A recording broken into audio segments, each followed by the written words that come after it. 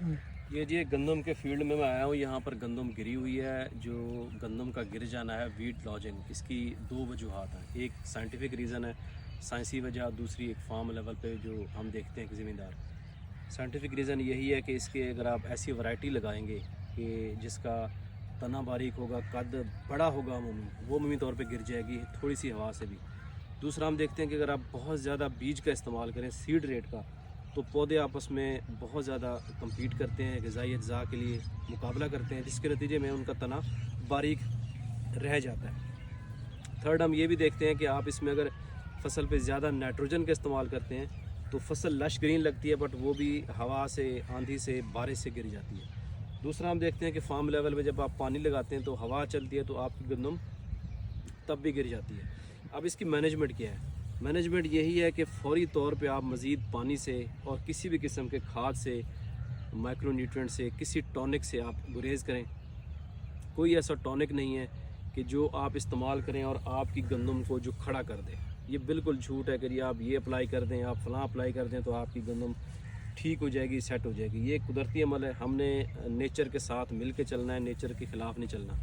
तो लिहाजा हमने इसकी मैनेजमेंट ऐसे करनी है कि इसकी फ़ौरी तौर पे मज़ीद पानी से गुरेज करें, मज़ीद किसी भी किस्म के खाद, बिलखसूस नाइट्रोजन से गुरेज करें। और हम अगर मौसम आगे, चूँकि गर्मी आएगी, तो ये रिकवर हो जाएगी। रिकवर का मतलब ये है कि इसमें इसके जो नुकसानात हैं वो कम हो जाएंगे, जैसे टेम्परेचर जो है ना वो बेहतर होगा। लेकिन 100% पौधा दोबारा अपनी स्टेज पे वापस नहीं आ सकता। ये मुमकिन नहीं है कि जो गिरी हुई गंदम है वो बिल्कुल 100% आपकी अपराइट बिल्कुल सीधी हो जाए, ऐसा पॉसिबल नहीं है। और ये जब गंदम गिरती है तो इसका नुकसान क्या होता है कि ये रूट शूट बैलेंस डिस्टर्ब होता है, पौधे का, गंदम का जो तना है वो टेढ़ा हो जाता है। और इसके साथ हम देखते हैं कि जड़ें हिल जाती हैं, और पौधा जब गिरता है तो उसके ऊपर सूरज की रोशनी जो है ना वो उस ठीक तरीके से नहीं पड़ती जैसे कि एक नॉर्मल पौधे पे पड़ती है।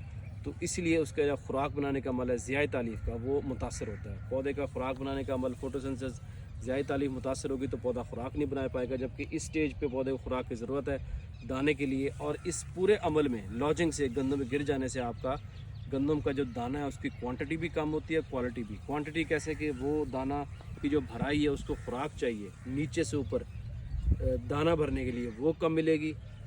क्वालिटी कैसे कि दाना श्रीवल्ड होगा, बारीक होगा, पिचका होगा, जिसकी वजह से हमारी जो है ना गंदम की पैदावार मुतासर होगी। तो लिहाजा मैसेज यही है कि नेक्स्ट ईयर के लिए ज़मींदार देखे कि वो अच्छी वैरायटी सेलेक्ट करे, ऐसी वैरायटी जो लॉजिंग रेजिस्टेंट हो, जो गिरे ना, वक्त पे काश्त करे, नाइट्रोजनी खादों का इस्तेमाल ध्यान से करे जो रिकमेंडेड है, जो बैलेंसिंग है, बैलेंस फर्टिलाइज़र इस्तेमाल करे।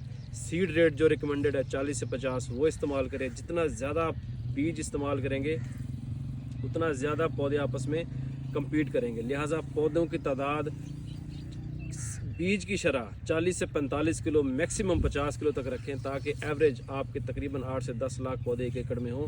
तो अपनी खुराक के लिए एक दूसरे के साथ मुकाबला ना करें, बल्कि वो अपने आप से मुकाबला